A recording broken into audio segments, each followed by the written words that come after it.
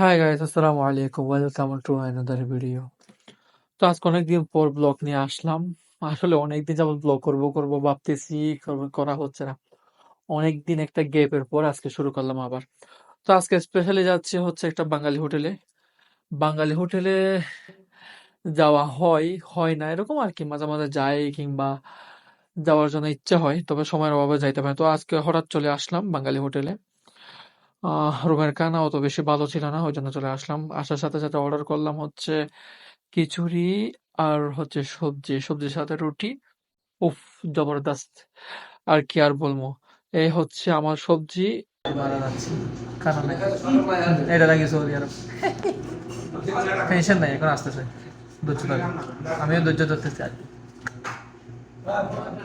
এই দুঃখ কারে কইতাম কম। খিচুড়ি অর্ডার দিছি, সাথে হচ্ছে সবজি ছিল।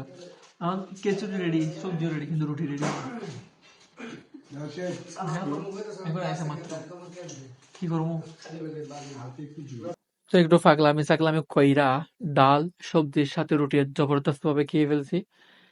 তো বাঙালি হোটেলে খাইলে তো বুঝতে পারতেছেন, সৌদি আরবে বসে যখন বাঙালি হোটেলে খাই তখন মনে হয় না যে বাঙালি, বা তখন মনে হয় না যে আমি সৌদি আরবে আছি। ফিলটা আলাগ, সেই।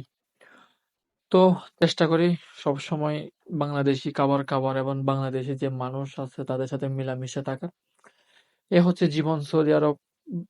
আর পরদেশে এসে কিংবা অন্য দেশে এসে থাকা, আবার হচ্ছে মানুষদের সাথে সবার সাথে মিলেমিশে থাকার আনন্দটা হচ্ছে অন্যরকম। মাঝে মাঝে এমন কিছু মানুষ আছে যাদের সাথে থাকলে হয়তোবা বিদেশের যে কষ্ট সেটা বোঝা যায় না। জবরদস্ত খানা দেওয়ার পরে চলে আসলাম বাকালায়। বাকালায় কেন আসলাম সেটা আপনারা একটু পর দেখতে পারবেন। দেখতেছে কোল্ড ড্রিঙ্কস কোনটা খাওয়া দেয়, কারণ এখানে অহর অহর ভ্যারাইটিস আছে, অনেক কোল্ড ড্রিঙ্কস। তার মধ্যে আমি সবচেয়ে বেশি পছন্দ করি হচ্ছে কুটরেট, যেটা খেলে শরীরের মধ্যে একটা এনার্জি, এক্সট্রা এনার্জি আসে।